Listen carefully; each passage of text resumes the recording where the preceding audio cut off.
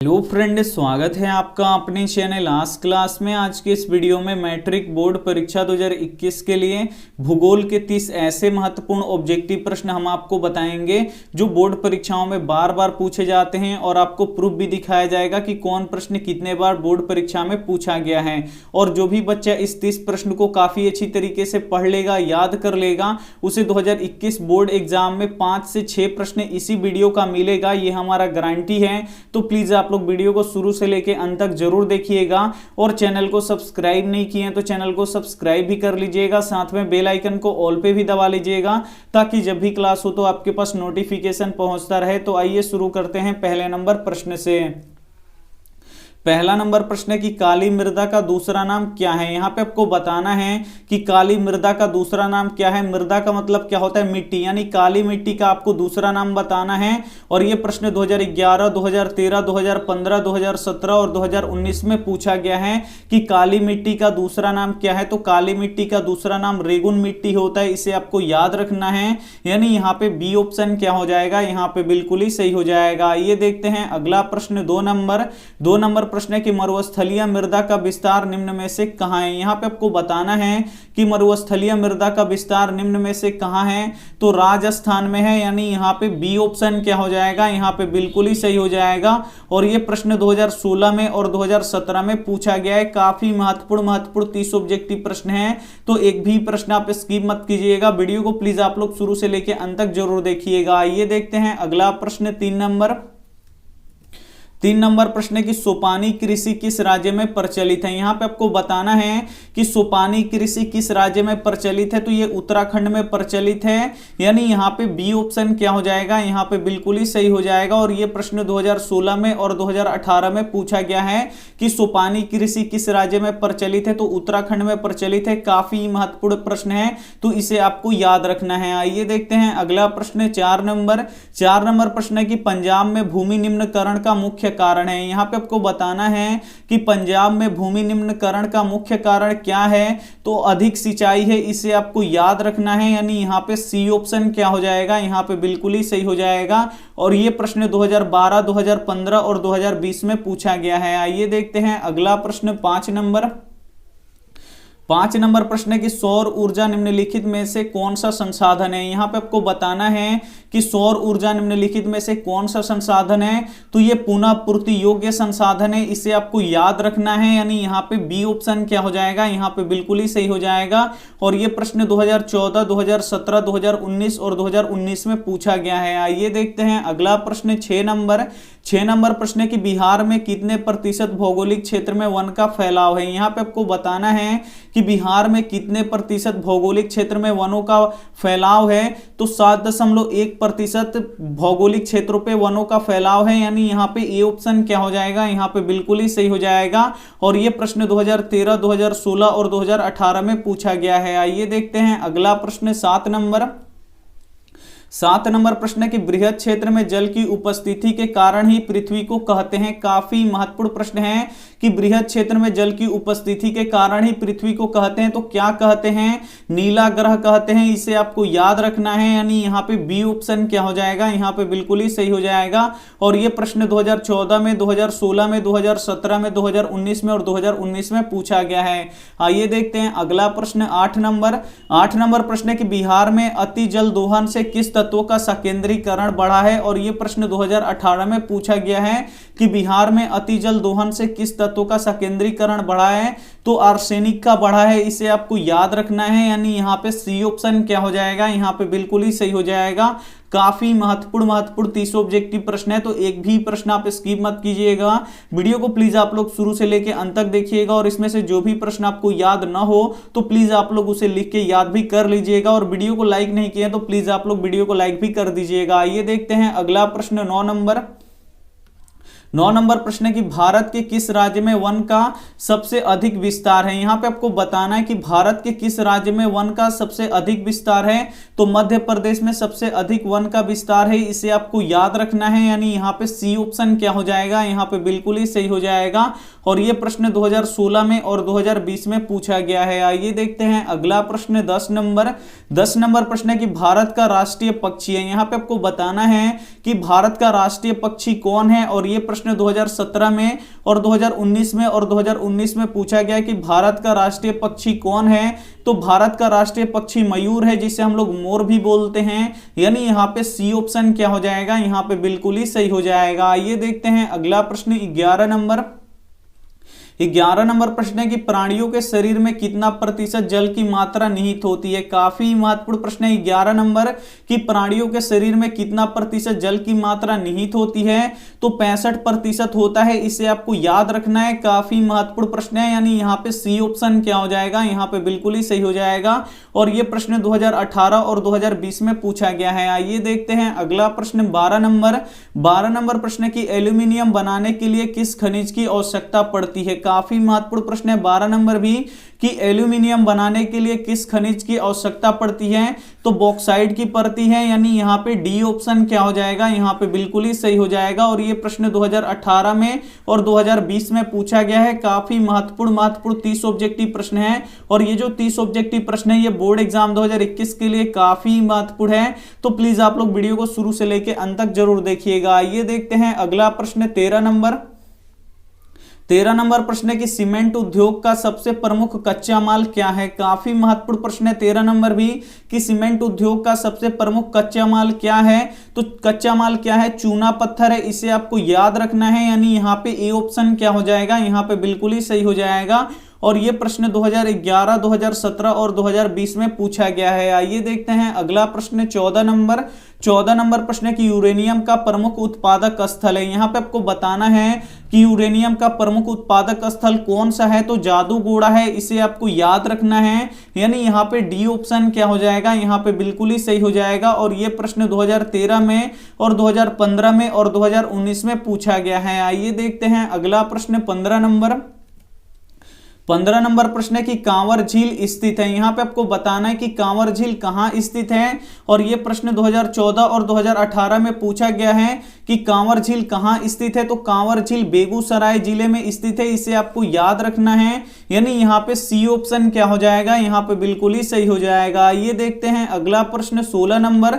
16 number प्रश्न है कि यहाँ पे संजय गांधी जैविक उद्यान किस नगर में स्थित है। काफी महत्वपूर्ण प्रश्न है 16 नंबर भी कि संजय गांधी जैविक उद्यान किस नगर में स्थित है। तो ये पटना में स्थित है, यानी यहाँ पे डी ऑप्शन क्या हो जाएगा, यहाँ पे बिल्कुल ही सही हो जाएगा। और ये प्रश्न 2013 में और 2019 में पूछा गया है। काफी महत्वपूर्ण प्रश्न है, तो एक भी प्रश्न आप स्किप मत कीजिएगा। वीडियो को प्लीज आप लोग शुरू से लेकर अंत तक जरूर देखिएगा, और वीडियो को लाइक नहीं किया तो प्लीज आप लोग वीडियो को लाइक भी कर दीजिएगा। ये देखते हैं अगला प्रश्न 17 नंबर।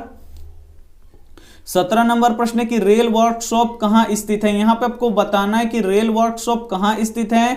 तो ये जमालपुर में स्थित है, इसे आपको याद रखना है, यानी यहाँ पे ई ऑप्शन क्या हो जाएगा, यहाँ पे बिल्कुल ही सही हो जाएगा। और ये प्रश्न 2020 के प्रथम पाली और 2020 के द्वितीय पाली में पूछा गया है कि रेल वर्कशॉप कहां स्थित है। तो ये जमालपुर में स्थित है, यानी यहाँ पे ए ऑप्शन क्या हो जाएगा, यहाँ पे बिल्कुल ही सही हो जाएगा। ये देखते हैं अगला प्रश्न 18 नंबर। 18 नंबर प्रश्न है कि खाद कारखाना कहां स्थित है। इसमें आपको बताना है कि खाद कारखाना कहां स्थित है। तो बरौनी में स्थित है, इसे आपको याद रखना है, यानी यहाँ पे ई ऑप्शन क्या हो जाएगा, यहाँ पे बिल्कुल ही सही हो जाएगा। ये देखते हैं अगला प्रश्न 19 नंबर। 19 नंबर प्रश्न है कि इनमें कौन उपभोक्ता उद्योग है। यहाँ पे आपको बताना है कि इसमें से कौन उपभोक्ता उद्योग है। और ये प्रश्न 2015 और 2018 में पूछा गया है कि इनमें कौन उपभोक्ता उद्योग है। तो जो चीनी उद्योग है ये उपभोक्ता उद्योग है, यानी यहाँ पे डी ऑप्शन क्या हो जाएगा, यहाँ पे बिल्कुल ही सही हो जाएगा। ये देखते हैं अगला प्रश्न 20 नंबर। 20 नंबर प्रश्न है कि निम्नलिखित में से कौन सा सबसे छोटे पैमाने का उद्योग है। यहाँ पे आपको बताना है कि कौन सा छोटे पैमाने का उद्योग है। और ये प्रश्न 2018 और 2019 में पूछा गया है कि कौन सा सबसे छोटे पैमाने का उद्योग है। तो जो खिलौना उद्योग है ये क्या है, सबसे छोटे पैमाने का उद्योग है, यानी यहाँ पे सी ऑप्शन क्या हो जाएगा, यहाँ पे बिल्कुल ही सही हो जाएगा। ये देखते हैं अगला प्रश्न 21 नंबर।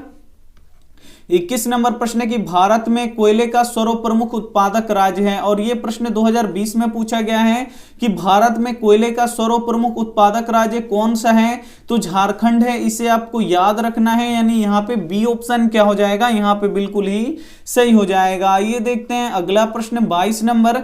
22 नंबर प्रश्न है कि सर्वोत्तम कोयले का प्रकार कौन सा है। यहाँ पे आपको बताना है कि कि सर्वोत्तम कोयले का प्रकार कौन सा है, तो एंथ्रोसाइड है, इसे आपको याद रखना है। यानी यहाँ पे ए ऑप्शन क्या हो जाएगा, यहाँ पे बिल्कुल ही सही हो जाएगा।